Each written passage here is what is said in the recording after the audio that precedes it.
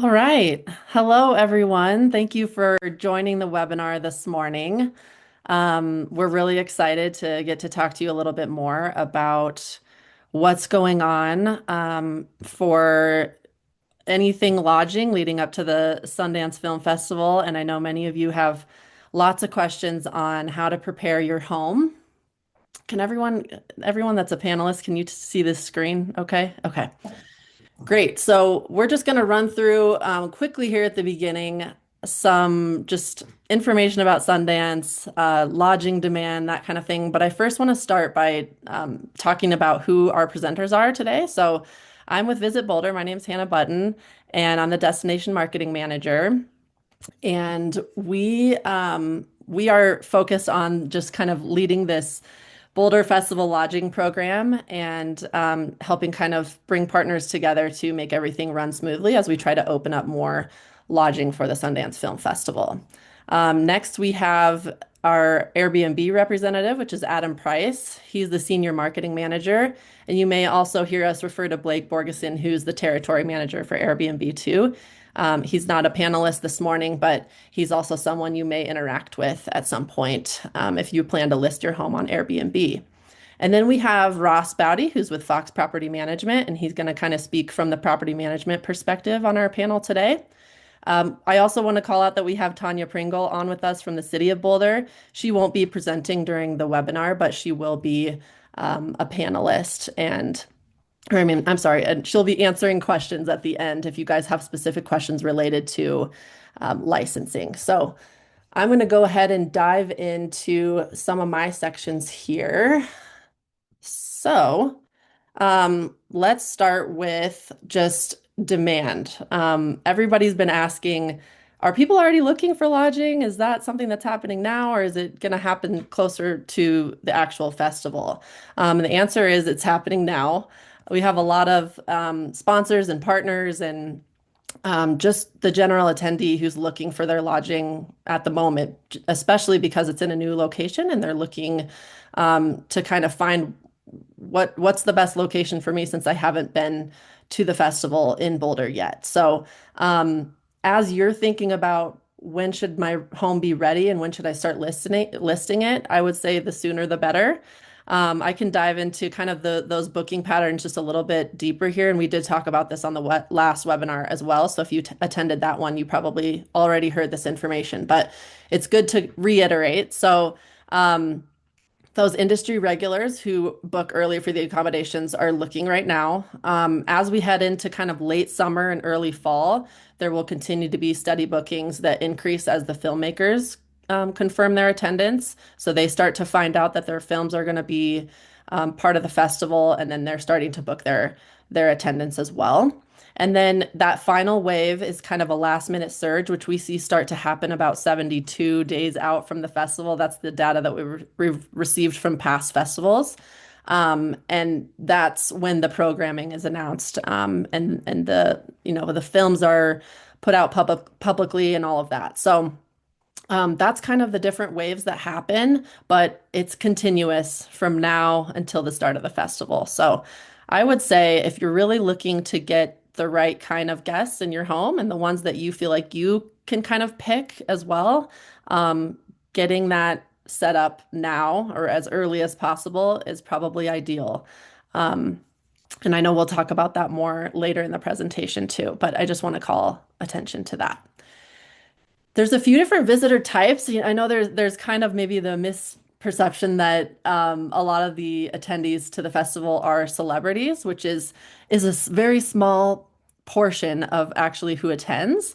So these are some of the other visitor types that are a much larger group of attendees at the festival. So film industry professionals, filmmakers, the media, sponsors and partners, and then just the general like festival attendee, the film buffs. So these make up a much larger percentage of who actually comes to the festival, which kind of leads to the point of as you start to think about pricing your home, you'll hear me reiterate this a few times throughout this webinar. It's really important to kind of think about these visitor types because they still have budget constraints and they don't have a large amount of money to spend, especially those filmmakers who are looking to come and see their film at the festival. They've spent a lot of money making their films, and they have a tight budget as they're looking to hopefully come be part of the festival.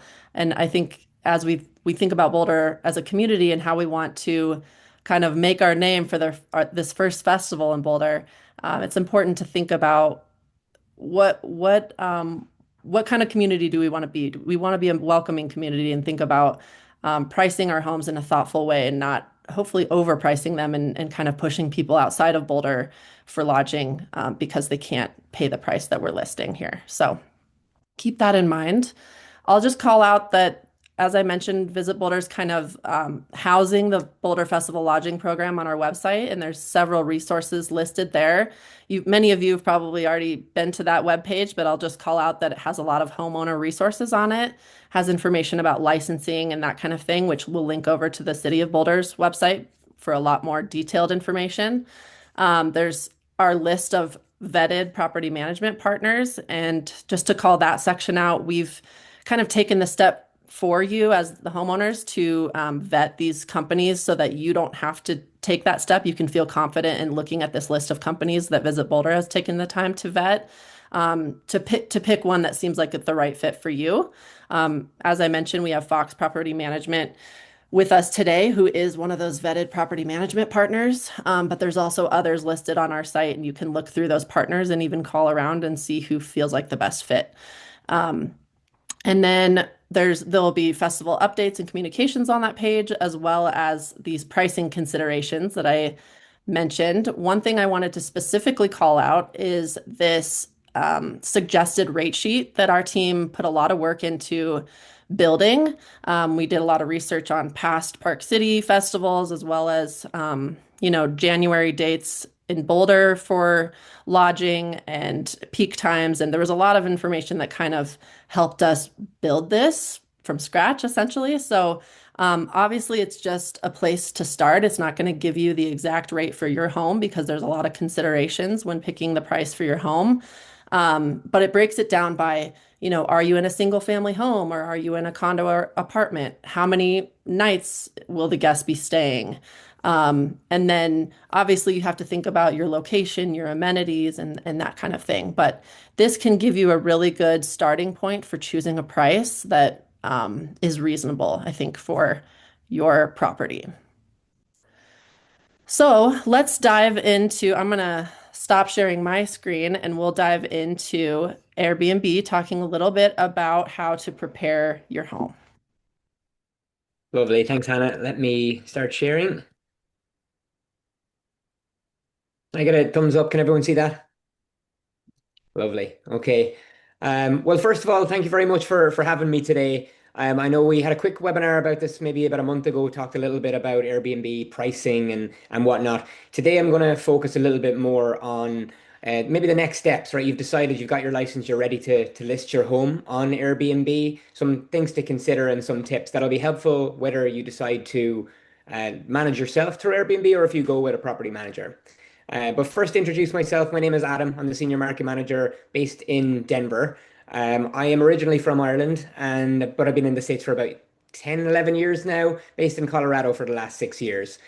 So I work with a lot of the property management companies based in Colorado, and even more closely with Ross and some of the people up in Boulder now as we get ready for Sundance. So today, our onboarding checklist or agenda, for lack of a better term, we're going to go through a couple of sections like how to get started, really creating your account, putting in your profile settings, adding your payout details, going through how to create your listing and some tips and best practices for that. Touch a little bit on your payments and payouts and how that works when you sign up with Airbnb versus maybe a different platform.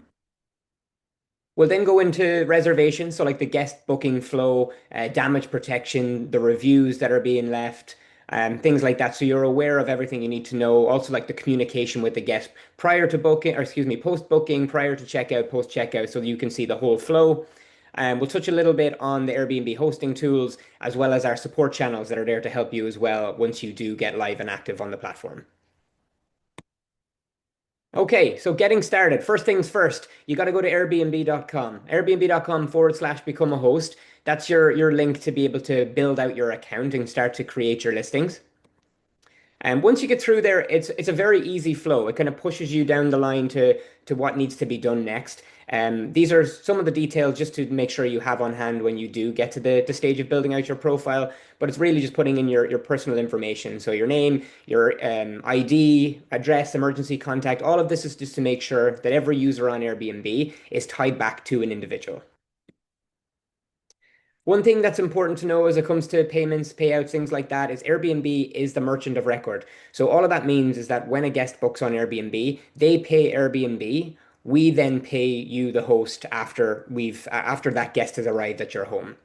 There's a lot of positives to come from this, meaning there's a lot less fraud that can happen because we're already identifying the credit card is legitimate and the guest is legitimate when booking to stay at your home.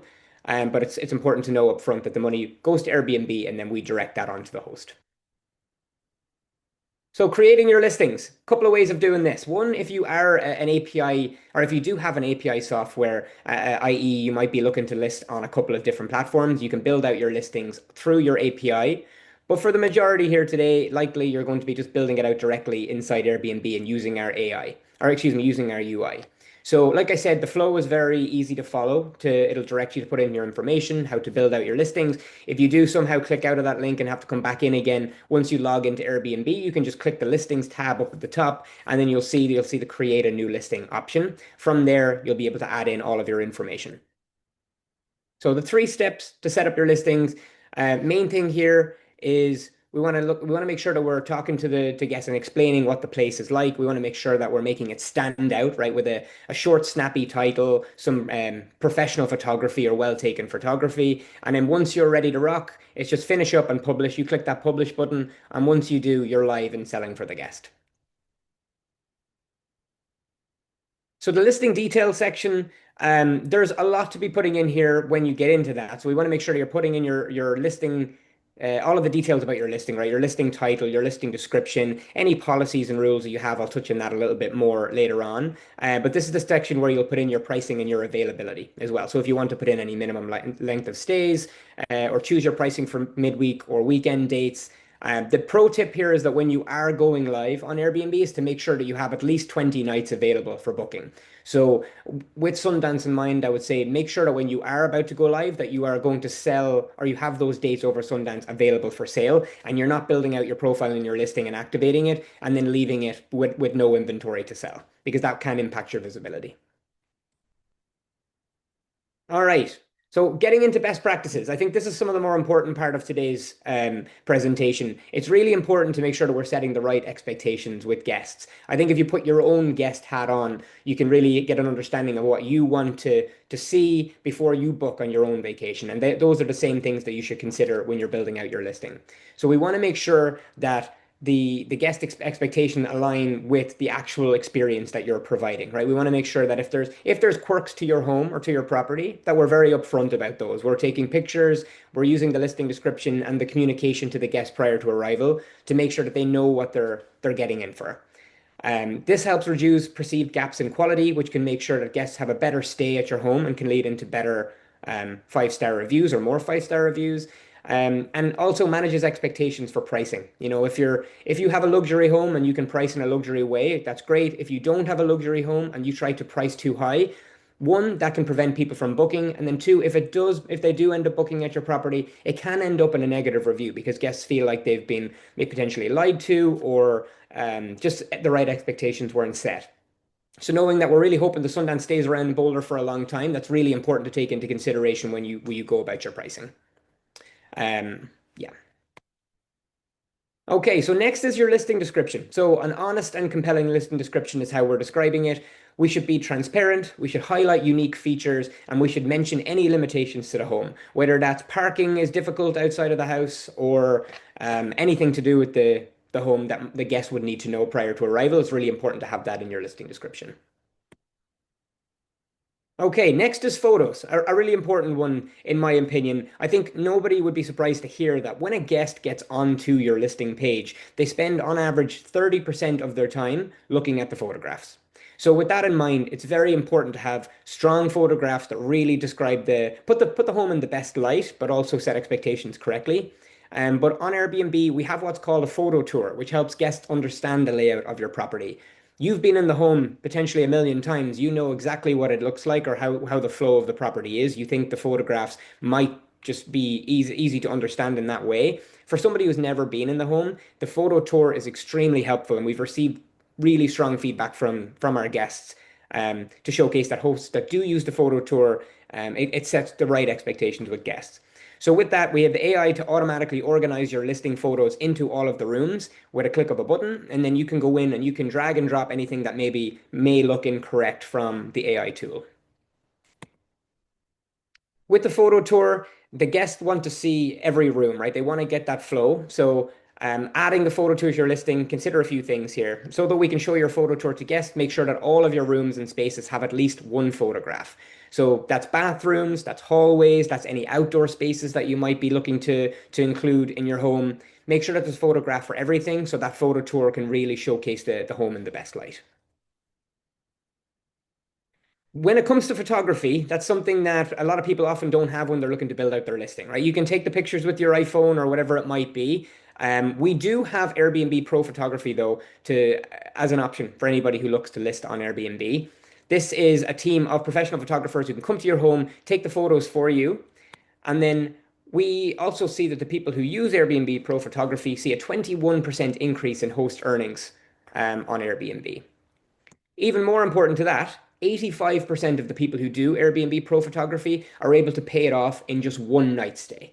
So it is an investment, but something that shows massive returns because photography and the photos of your home say 1,000 words for guests versus just a listing description and maybe some less bright and less informative photographs that you can take yourself on your phone. Okay, so how to create a listing that stands out. A lot of this is what I've kind of already mentioned, but those high quality photos, listing titles to showcase your unique space.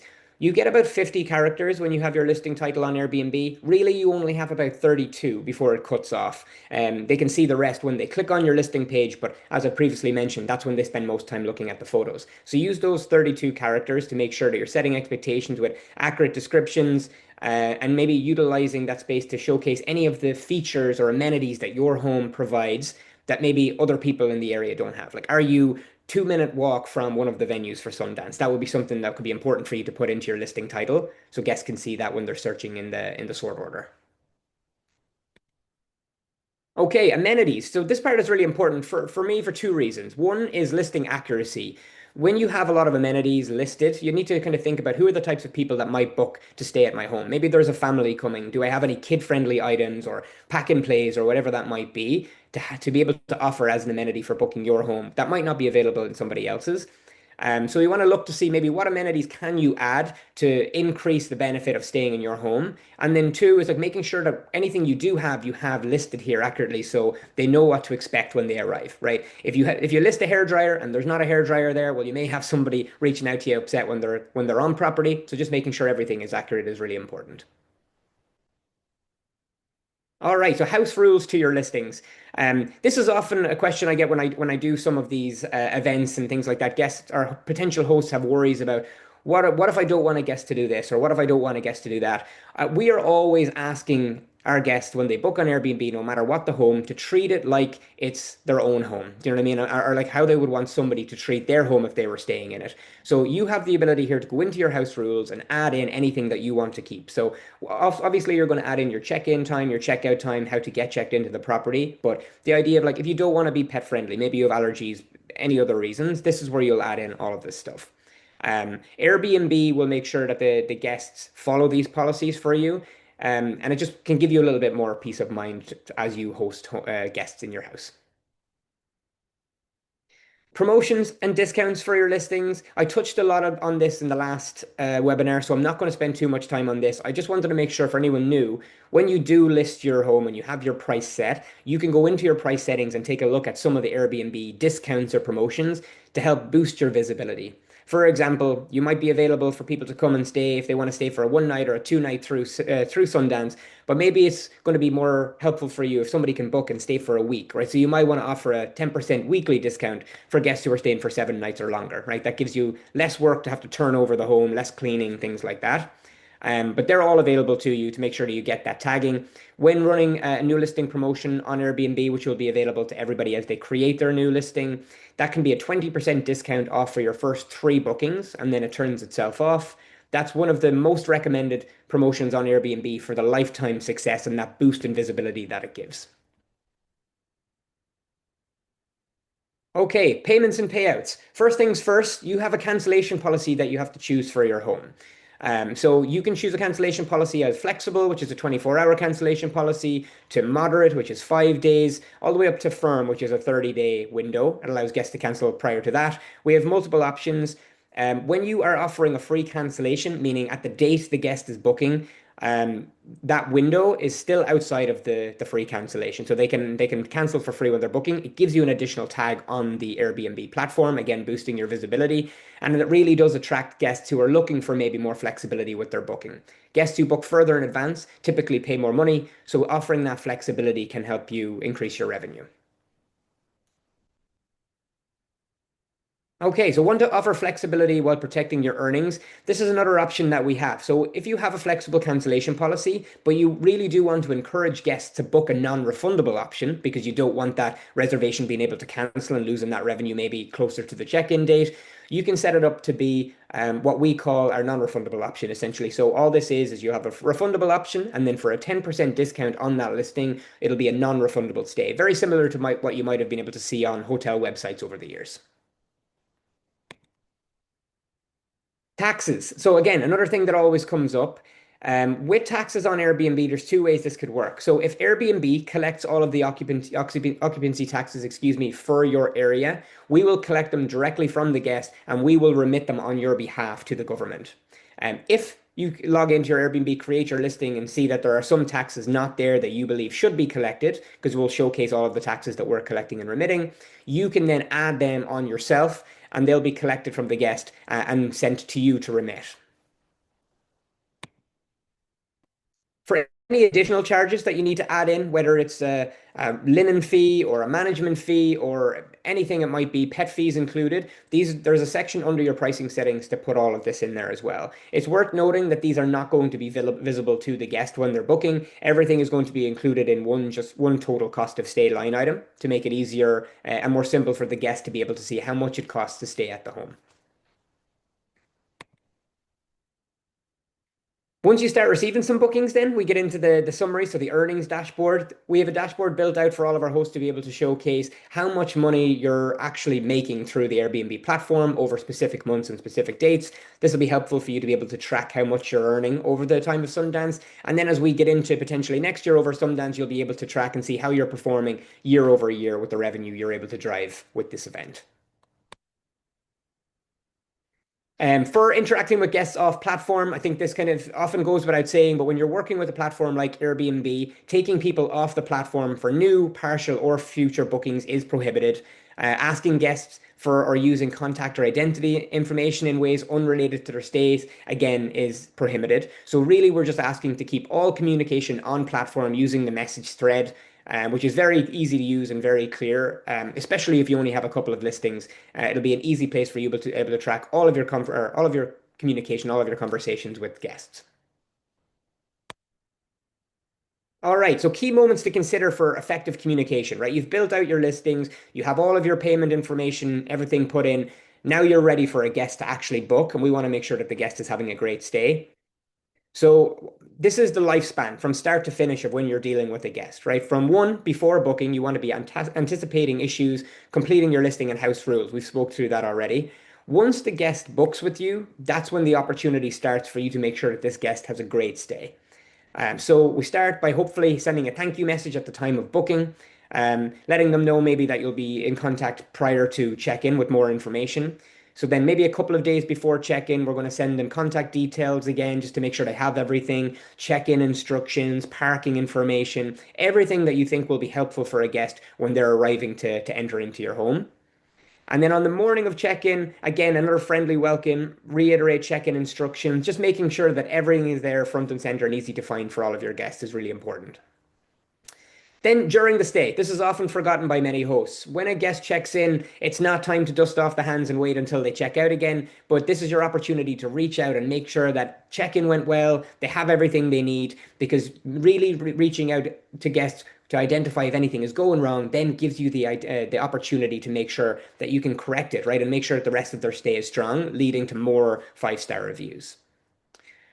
Prior to checkout, then, so usually the morning of checkout, you send your thank you message, checkout instructions, and then you can request for feedback and ask them to leave you a review as well. And then post stay, you can send them another message to express appreciation, request a review as well if they haven't already left one, and you can leave a review for the guest as well. So when it comes to response time before the stay, like if a guest is reaching out to you, you may be worried, like, do I have to be on my phone all this time wondering if a guest is going to be reaching out to me? Response time is always important. Again, put your own guest hat on, right? If you're reaching out to somewhere that you're going to stay and they're not responding to you for days, weeks on end, well, then there might be some worry.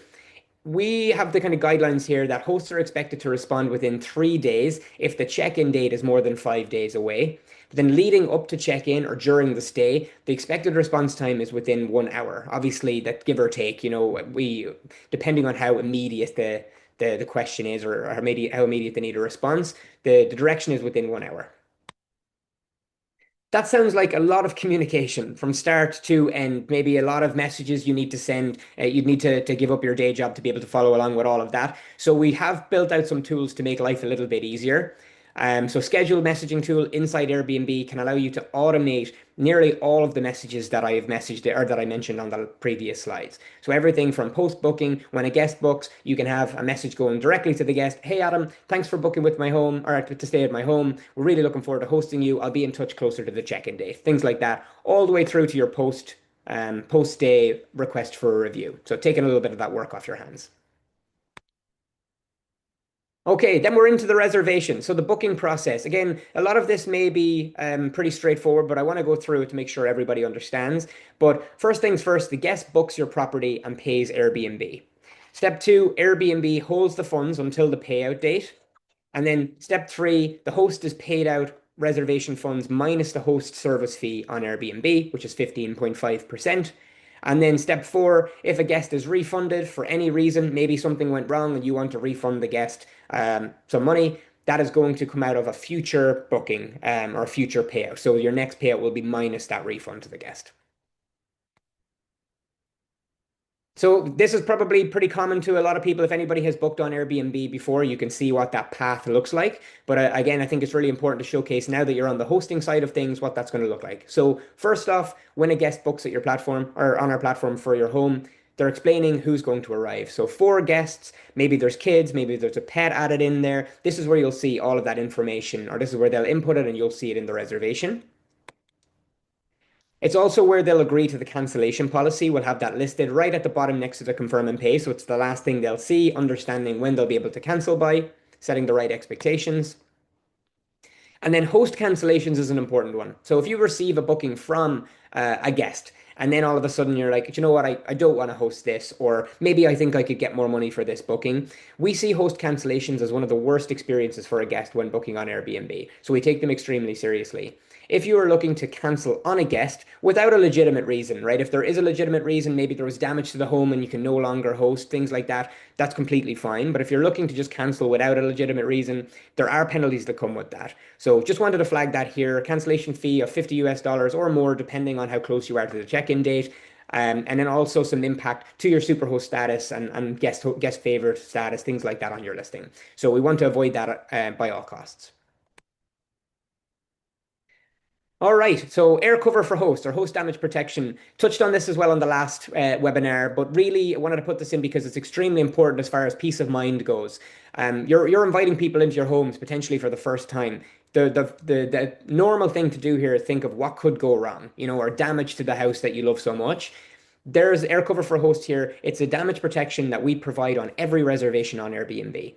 So think what happens here is if a guest stays in your home, maybe they break the coffee table or stain the carpet, whatever it might be, you have 14 days after checkout to send reimbursement request to the guest for the damage that they've caused. If they don't respond or pay partially or decline to pay it within 24 hours, then Airbnb submits that through our host damage protection for you to be paid out for any damages that happen to your home. So hopefully that gives you a little bit more peace of mind when opening up your doors to some future guests. All right, reviews and star ratings. We're getting towards the end here, and I know I'm tight on time, so I'll hurry it up a little bit. But star ratings and reviews on Airbnb, five-star reviews are what you're aiming for every single time. After a guest checks out, there's 14 days where the host and the guest can leave a review for each other. Nobody sees the review that the other party has written, either until the 14 days passes or both parties have left a review, whatever comes first. Um, all reviews are written by hosts and guests. Strangers cannot leave a review for your home. When it comes to guest favorites, this is you may have seen this as a guest yourself on Airbnb. This is for any listing that has five or more reviews on Airbnb and drives really high guest satisfaction numbers. So we're looking at your overall rating, subcategory ratings like cleanliness, communication, things like that. And this gives you extra tagging on Airbnb and extra visibility. So again, as we try to build up more bookings as we head towards Sundance, the more reservations you can get, the more checkouts you can get, the more boost in visibility, and chances are the more of a chance you'll have of capturing that guest favorite tag. And then finally, I believe for me is Airbnb support. Okay, if and when things may go wrong during your stay, you're not alone, right? You have our help center, which is something I've been with Airbnb 4 years. I still use our help center every single day. It's very comprehensive, has a lot of articles on anything that can and may go wrong while staying at your home. Or maybe you just have questions about how to use Airbnb, promotional tools, whatever it might be. The resource center and the help center are extremely important. And then if and when you need to contact Airbnb for some immediate help, we have the chat feature where you can go and contact one of our customer support agents to be able to help you through any issues that you or your guest are facing. And that is all from me. I know it was a lot of talking there. We have some time for questions towards the end. So I will hand it over to Ross now to take us on to the next section. Ross, before you go, I forgot to mention at the beginning, so thanks for saying that, Adam. We have the Q&A feature live, so some of you have already been putting questions in there, which is great. That's where you'll want to type any questions that you have as we go through this webinar, and Carlene from our Visit Boulder team is helping answer those right now, but we will also take time in that Q&A session at the end to answer any further questions. But I would just say as we go along, feel free to type your questions in there, and we can kind of either answer them in writing or answer them at the end during the Q&A session. But I'll let Ross speak on the property management side of things, but I'll start by just saying that thanks, Adam, for walking us through kind of that whole process. And I think that leads well into Ross speaking to the property management option as another way to kind of help you as a homeowner if this is the first time that you're listing your home and you have a lot of maybe questions or concerns. I think a property manager is a really good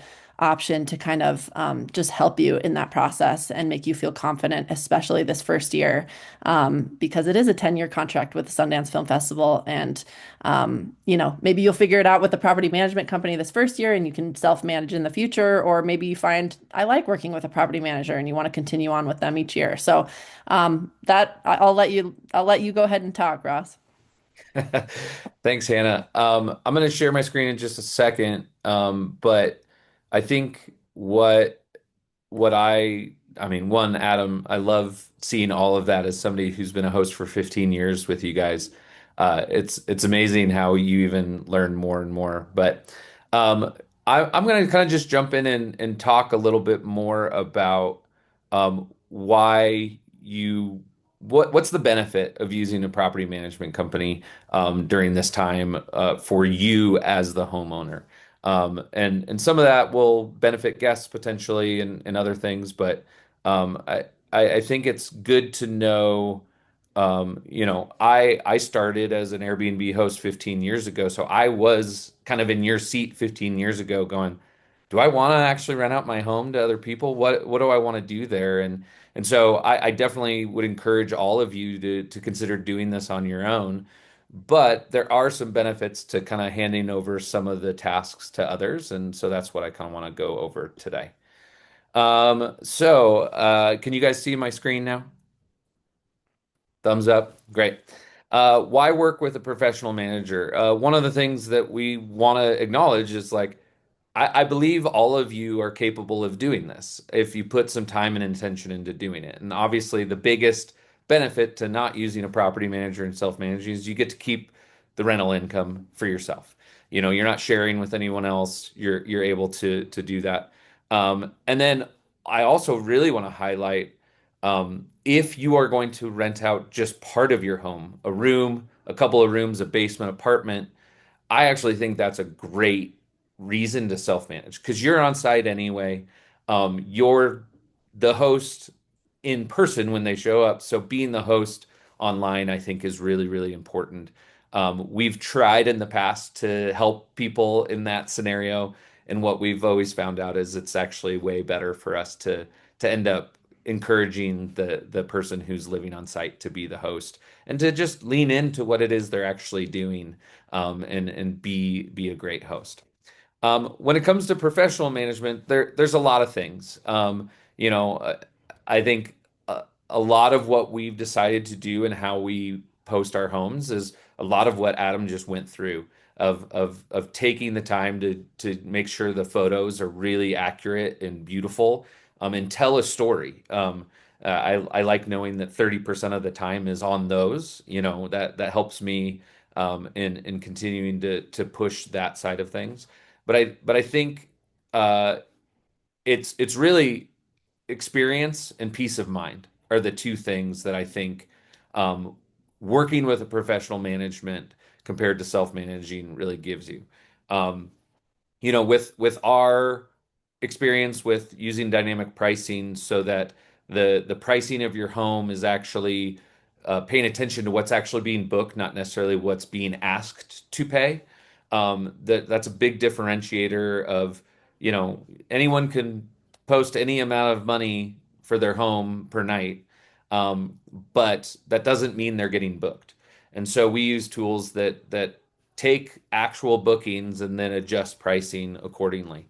Obviously, the guest communication side of things, we have that dialed in. I did like a few things you mentioned, Adam, that I might add to our system. But really being clear and communicative, and then responsiveness is huge. You know, that 1 hour window when somebody's on site at your property, making sure that they don't feel ignored is super important. And companies like us are built for that. We're also built to have vendors and cleaners already set up and working with us so that a lot of those things that you may have to dive into if something goes wrong on site, um, we already have a lot of those relationships already lined up. Um, and then I think that peace of mind piece is really, really the biggest thing. When I first became a Airbnb host and rented out my home and went on vacation, um, it was really nice for my wife and my kids to be on vacation fully, but I was very tied to my phone, making sure that if there were any questions back at my home, that somebody was answering. And that's totally doable, but it's a difference of what how you want to engage and being able to just say, "Hey, this is yours." Like, you know, get the house back at the end of the stay that's exactly how you wanted it, and you don't know all the noise that went into it and how many times they struggled with the Wi-Fi password. You know, having a team that's responsive and working on that for you, I think really, really is the biggest advantage. And it does come with a price, but I also think that dynamic pricing and our expertise and truly what we're starting to see is I'm getting direct feedback from past uh, attendees, and I even had one person just the other day give me what they paid per night at Park City, at Telluride Film Festival, and different things, so that I'm actually getting historic data from other people. And so I think we're going to be learning enough and more so that we really are locking in on what the market is willing to pay. Not what do we want to make them pay, but what they're willing to pay. And so I think that's just one of the advantages of companies like mine. that are bringing, especially into this first year before the market is fully realized. The other thing that I wanted to touch base on during my time today was to really start to think looking at this like a business owner. And I think what I'm seeing from a lot of people is they're going, I don't know, this sounds fun and I want to get into it, but I don't know. I need to make X amount of money to make it worth it. And that's totally fair. But as I've presented over different panels, I've enjoyed saying, hey, if I told you, hey, invest 5,000 this year and I can make you 10,000. And then every other year over the next 10 years you invest another 1,000 and you make that same 10,000. I'd at least ask that person, what's this business opportunity? Tell me more. And so I really think it's fair to want to make it make sense for year one. But I think having the 10-year runway attitude of like, oh, there's a lot of one-time costs that it's going to take for me to have my house ready to rent this year. But then you get the benefit of not really having to dive back into that, whether it be licenses or new linens. And then I just put together like, this is what it would cost to work with us. It's very clear and transparent. I think a lot of other companies are similar, but I just think it's good for you guys to look at this. So if an onboarding fee of $500, a management fee of 20%, we've launched a linens program as a company so that all of the linens at all of our properties will be the same because we are predicting doing hundreds of transitions during this Sundance moment, and we just want to make sure we get the right amount of sheets and towels back to every house, but we don't. It'll be a lot harder to know where did those pink polka dot sheets come from if we don't have all the same things. We're also looking at rental supplies, so we're standardizing like soaps, shampoos, dishwasher detergent, laundry detergent, all the things that people want to have when they show up. That will be, pretty simple, not super expensive. And then professional photos and rental license costs. What's nice about all of those is really the management fee and the rental supply program are kind of the only things that you probably have to invest in every time you do this. The rest of that is you're kind of getting ready. You're getting, ready to be a rental.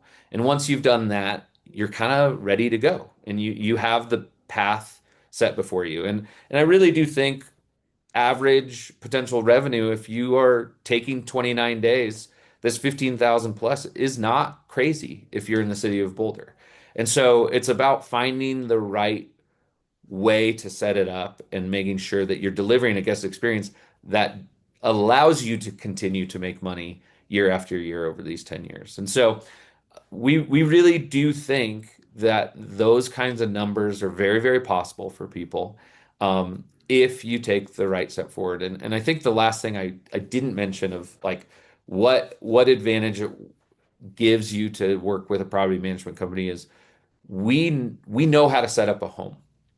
And so what we've been doing is giving free site assessments where we give owners kind of a rent ready roadmap after we go to their homes. Like what are some of the things you need to be focusing on?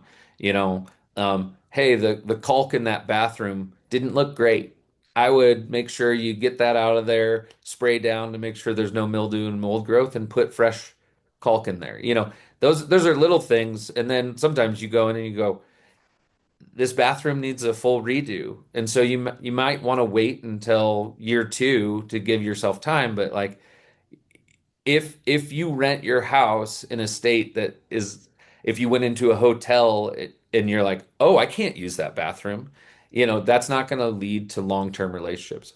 I will say this in the 10-year thing, the reason I'm getting numbers from past attendees of what they've paid is the people who I'm talking to right now, they want to find a place that they have for the next 10 years plus. They want to find a place that they know I get to come back to this every time. And so I really do think Sundance is very unique from any other opportunity that's ever come to Boulder of getting repeat long-term relationships to be successful with your rental homes. And so I really would encourage that sort of big picture attitude as you consider what you're doing, whether you're working with a property management company or going alone. And I will say, if you work with us, you'll definitely be on Airbnb. That is the main place we get our bookings and our business. And so either way, I think what Adam shared this morning is super, super helpful for your long-term success. So that's all I have. I'll be around at the end if you have any questions. Thanks, Ross. That was great. Really, really helpful information and hopefully helpful for all of you who might be considering that approach. I'm going to dive into the last piece of our actual presentation, which is about listing your home and some of the other options. We've obviously covered Airbnb really well on how to list your home there, but there are a couple other, and we've covered the property management perspective too. But let me share my screen here to kind of cover this last piece. And then I see that there's a lot of questions, so we will dive into those in the Q&A after this. So, as I mentioned, we've covered Airbnb, we've covered how you can list your home with a local property management company. The other key piece of this is submitting your home to the Sundance Film Festival's official booking platform. I'm gonna hope that by clicking this link, you'll be able to see. It's I don't know if it's gonna let me show you here. Oh yeah, it is. I'm gonna stop sharing and try to share one of these screens so that you all can see an example of, let's see if this will, can everyone see the Sundance booking platform or no? No, okay. I'm gonna stop sharing and reshare this piece so that you can all see what their booking platform looks like if you haven't been there before. Let's see. There we go. Okay.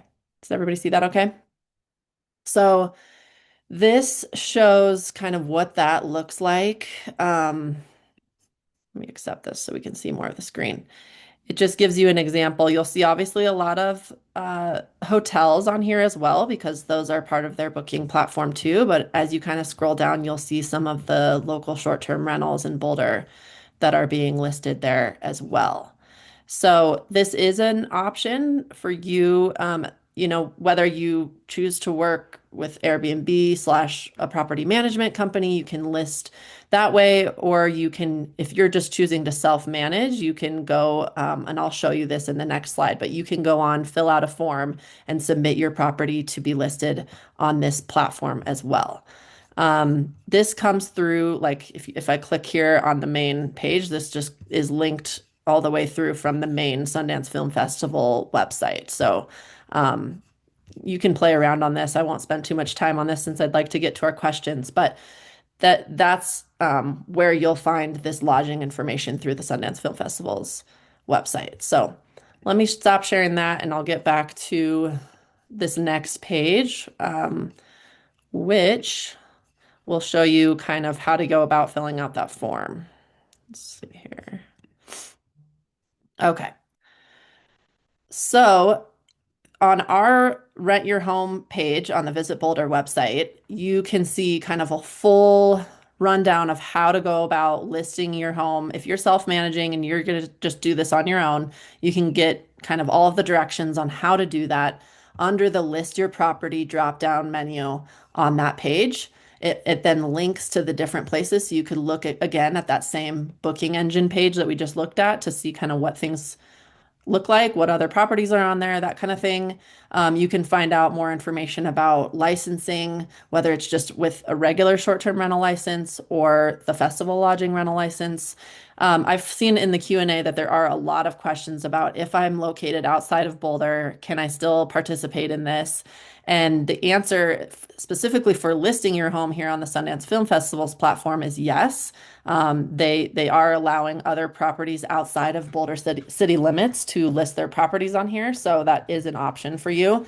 And I think, as you might have seen on that last screen, you can kind of click on locations and filter the menu based on location and amenities and things like that too. So the answer to that question is yes. Oops, let's go back to this.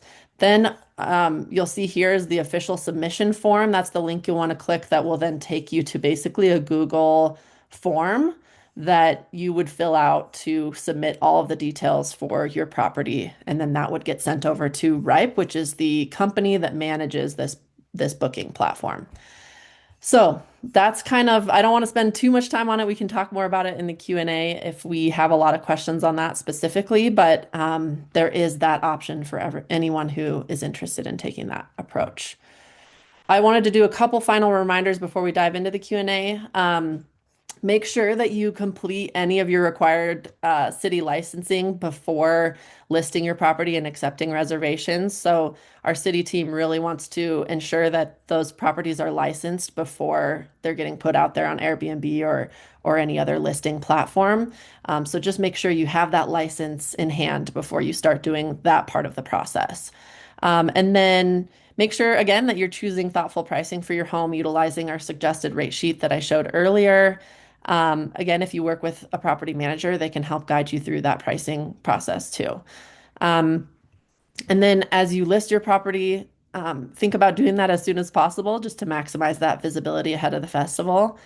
And visit Boulder Festival Lodging Program webpage for additional resources as you have a lot more questions that arise through this. And I will show a slide at the end that has those different websites for each of the panelists that are here today, and kind of those resources that you can reach out to as you have more questions going through this process. So I will stop sharing and we can dive into the Q&A session. And I know Carlene will jump in to help us go through that.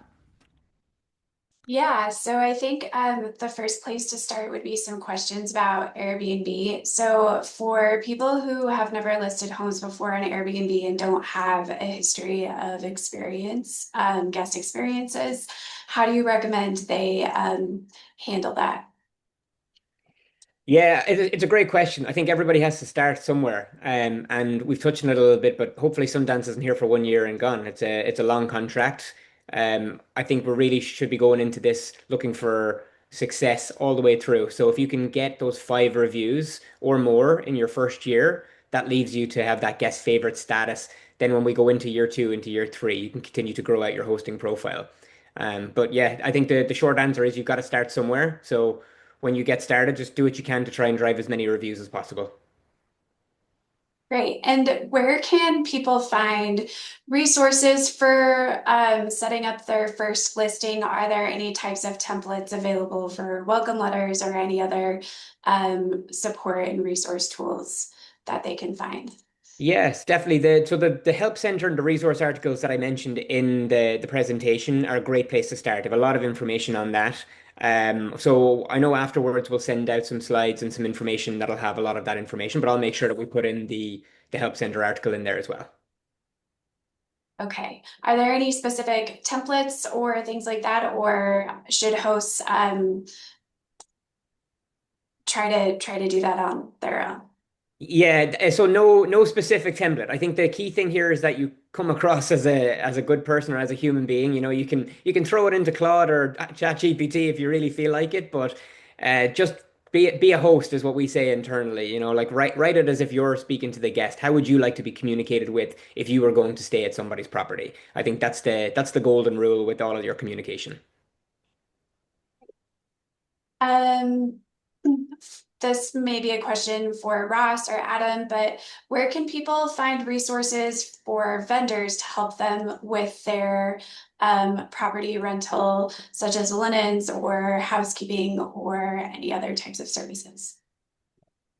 Yeah, I mean, that's tough. There's not like a hub for something like that. I mean, I think our company existing for 23 years in the county and managing not just 130 furnished homes, but 1,300 long-term homes. We just have created those relationships over time.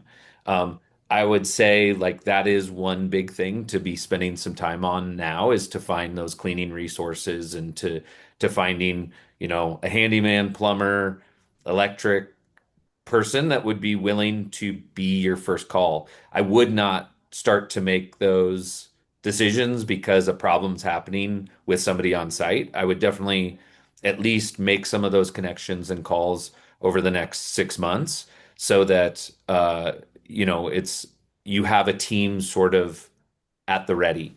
And so I don't know of any companies that have started up to say, hey, we're a source of local vendors that would love to be helpful to those kind of one-off hosts.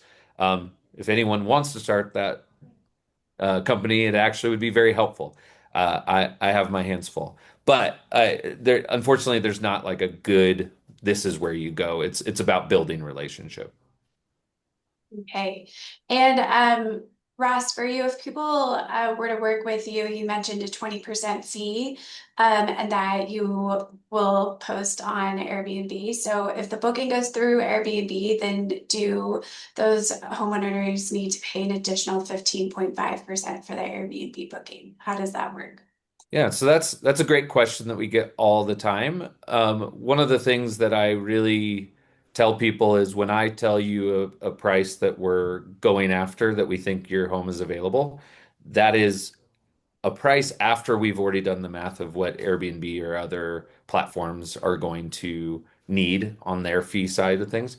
What I would say is one of the things that Adam spoke to, which I think a lot of people miss, is credit card processing fees and taxes that they're collecting and remitting on your behalf. Like those are things included in these items, and so those are things to keep in mind as you're considering all the different things. And so the answer is if you're booking through those platforms, yes, those things will also be true whether you're working with a property manager or going it alone. Hey, thank you. Um, What is the best way to ensure that you can get a booking for the entire 10-day festival? Both Louisville and the City of Boulder festival licenses do allow you to rent for, up to 29 days during the festival time frame. Do we have any information about how many visitors may stay before and after the festival, or how many days on average they will be staying during the festival? I'll jump in. In my conversations about how this festival works, I think I think there will be far more stays less than the entire event than people who stay for the whole week and a half, 2 weeks. I've been told that there's a good chunk of industry that historically has been in town a little bit before the festival for about the first week, encompassing that first weekend. And then the second weekend has been the people from Utah. I believe the stats are 50,000 Utah residents have attended this festival in the past. So that's when a lot of that chunk of humans showed up and went to films in that second weekend time. And so what I'm seeing right now, personally, of bookings it's far more what I just said than people grabbing the entire time. And so I think a lot of people, if you're only going to rent, if you get a 10-day one stay, it's just not what the market's asking for across the board. And it's sort of back to Hannah's slide about who's coming. Um, some of those groups might stay the whole time, but a lot of those groups are, doing this. I just had a woman reach out through our website saying, we have 8 women who love this event. We want to come for 3 nights on the back end of the fest. What do you have for me? And so I think prepping yourself for you're more likely to have multiple stays to be successful to fill the majority of the time during the festival. Hannah, do you have any information about before and after side of that question? Yeah, unfortunately, I don't have a ton of information yet. We have gotten that question many times, but until we have this kind of first go around, I don't think we quite know. There has been some inquiries about, people wanting to come for a much longer stay and wanting to piggyback another vacation on top of attending the film festival. So yes, there is some interest in that, but we don't have a ton of data to share yet on what that actually looks like as a whole. Thank you. Um, on one more question about a couple more questions about listing your home. What do you recommend about best practices for removing personal items from the space that you plan to rent? And is there any guidance around there? Does Adam or Ross want to take that? Yeah, I can start. I think Ross Okay. probably is the professional here on this front, but Okay. I think that the main thing there for me is need. You don't need to remove anything from your home, but think about as a guest yourself. If you arrive in, do you want to, and you open up the drawers in the bedroom, do you want to see other people's clothes there, or do you want to have somewhere to put your own clothes? My recommendation here is to clear out any extremely valuable items that you'd be worried about. Um, if you have a walk-in wardrobe that you can lock off or a garage that you can put everything in and lock it off, that's the ideal situation. Just think about what a guest would want and how that would affect their experience. I think is the key part. But Ross, I'll let you jump in. Yeah, I love how you differentiate that. I would say if it's like a bookshelf that has books and decor and photos on the wall of your family, I don't think those are a bad thing to see when you come in. But when you open a cupboard expecting it to be set up for a guest use and there's like a junk drawer of just your stuff, that's not a great experience. And so I think it's just weighing like every piece of storage I have, if somebody opened that, what would be the experience? I also find it very, obviously if there's nothing super valuable, it's very okay to say guest use private on certain doors in the house and lock off a couple of cabinets that are private. Like those things are not received as super negative from a guest experience. And so just thinking about, I love saying use the guest lens as you walk around your house. And I always pick a high number when I'm talking to new owners, and I say you were paying $5,000 to stay here tonight. What would annoy you about your home that you tolerate because it's your home and we all tolerate things at our home that probably need to be fixed? And so I think having that guest lens is really important to just say, yeah, I want this to be a good experience both for my personal items and for their feeling like this was intentionally set up for me to be here. Thank you. For those listing or getting their filling out the form to list on Ripe, does Ripe have the same kind of security for property damage as Airbnb, or is this essentially the same since that listing on Ripe will link to your rental listing? Yeah, I can take that one. Ripe does not, and we do outline this in that detailed information that I showed you on our Visit Boulder webpage about this, under the listing section. It talks about how Ripe does it. Ripe is more of a kind of a referral booking site, so it's going to it won't allow you to complete the booking through the Ripe platform or things like that. It's going to refer you off to another um, company or website that allows someone to finish the booking process there. So that could be Airbnb, that could be maybe a property management company has that capability on their website. Maybe it's VRBO. It could be any one of those options that it's going to refer off to, and you'll finish the booking process there. So they do not offer a lot of those same the security protections, the booking, the booking and processing options. It's more of that referral type of site. So I would say the main purpose for someone to list their property there is just for the visibility connected to the Sundance Film Festival and seeing it directly through the Sundance Film Festival's website. Wonderful, thank you. Um, a couple of questions for Tanya. Um, Could you speak? We have a question about if you have more than one property, will you need two separate licenses, one for each property, one for renting a room versus renting at a house? Sure. So it is a license required per property. So if you have more than one property, yes, you would have more than one license. And if you're renting out a room versus the whole house, it is still the same license. So If you have a property with 3 bedrooms and your plan is to rent the property as a whole, your listing, you would just have one license.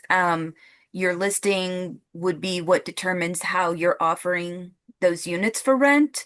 If you have a house with 3 bedrooms and you're wanting to offer each bedroom separate to get at a lower price point and you're going to be in residence, it would be one license for the whole property. So for your rental license, it would be a single, but that doesn't mean you can't have more than one listing, depending on how you're offering your property for rent.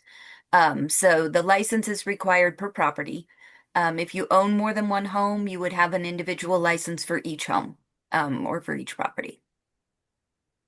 Thank you.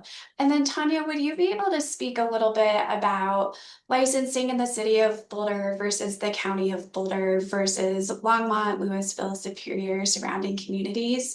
We have a lot of people from the area, so I think just some information about all of the different resources and how we're working together to provide information and create these opportunities would be helpful. Sure. So for the City of Boulder, we've had a short-term rental program for several years now, and it's well established. And we expanded that program to include a festival lodging that has fewer restrictions. That applies strictly within the city limits. So if you're offering for rent within the city limits, you're going to want to use the City of Boulder's license. And then for our neighboring communities, everybody is kind of developing their programs and getting on board. So the county right now has a short-term program that already exists. So if you are in Boulder County unincorporated, you would follow their program for your individual licensing. They have kind of two short-term paths that you might go depending on where you're located. But they're still available. It's their traditional short-term. The city of Louisville did not allow them in the past, but they recently adopted an ordinance allowing for festival. I believe Superior is working on theirs. Erie is working on theirs. They're following similar process to the Boulder program, so just a few different nuances of what they're offering within their city limits. I don't believe Lafayette is planning to have an updated ordinance yet this year. I think theirs is in works to start for next year. Longmont, I believe, has theirs already enforced for short term. So you really just want to reach out to your municipality to find out their specific requirements so that you're following all of your license guidelines. But all of our neighboring communities are working hard. If they don't already have their ordinances scheduled and adopted, they're working to give you some more clear rules because they know there is a lot of interest with it. Yeah. And if Great, you do thank you. have questions and can't find the resources, email our City of Boulder licensing team, and they will give you the most current resources in their response. They'll let you know, we've looked up your property, you're in this city or county, and we'd recommend you talk with this group to find out about it. So we're always able to help in that sense as well. Thank you. And can you speak briefly about the difference between the short-term and festival license? And when you're referring to regular license, you're referring to the regular short-term license. Correct. So for within city limits, we have had a short-term rental program for several years, and that is our traditional short-term rental. That one has more restrictions, including the main one of it must be your principal residence. So there's some verifications involved with that. But if you have the traditional short-term license, you're also able to rent throughout the year. It's not restricted to just the festival timeframe. And so that is very specific to Boulder community direction. We get our input from the community on how they want housing to be used, and that is intentional to help preserve our long-term housing stock. But with Sundance and the festival coming, we also recognize the need for more lodging availability. And so we've had some new ordinances passed in the past several months that allow for a new type of short-term rental, which is our festival lodging short-term license that is only available for use during the special event of festival, which right now is only Sundance. and it allows for a single duration of time. Every year it will be flexed based on that Sundance Festival calendar footprint, and it allows for 10 days prior and 9 days after. So it's still a 29-day short-term rental license, but it's only available for use during Sundance, with some time before and after in case you want to capture those, attendees that are staying longer or coming early.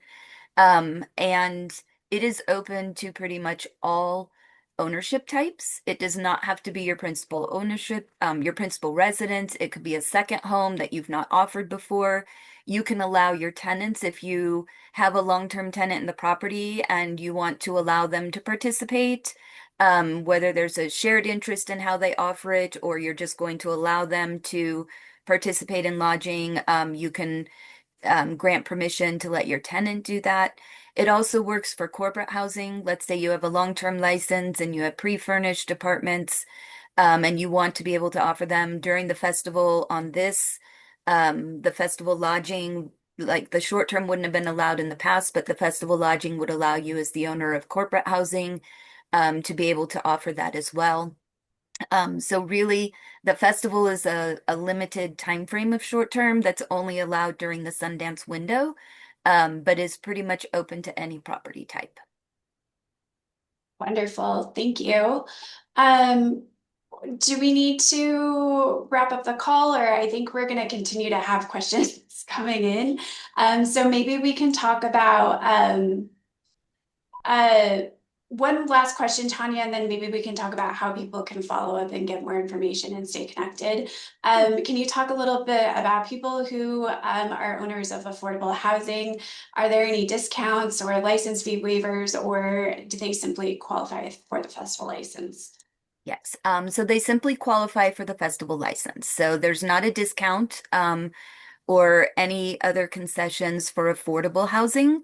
The main concession there is in the past, if you own affordable housing, you are not eligible to participate in any of our short-term license programs, because that segment of housing is really geared for a specific use in the city. So it is the same cost, it is the same license, but with an affordable unit that you are owner of, you are able to short term under the festival lodging, which you would not have been able to in the past. Great, thank you. Yeah. So if you, Hannah, if you want to help lead how people can get more information, Yeah. following up about slides and the recording and things like that, I think that would be a great time. And then we can all say goodbye to one another. Awesome. Yep.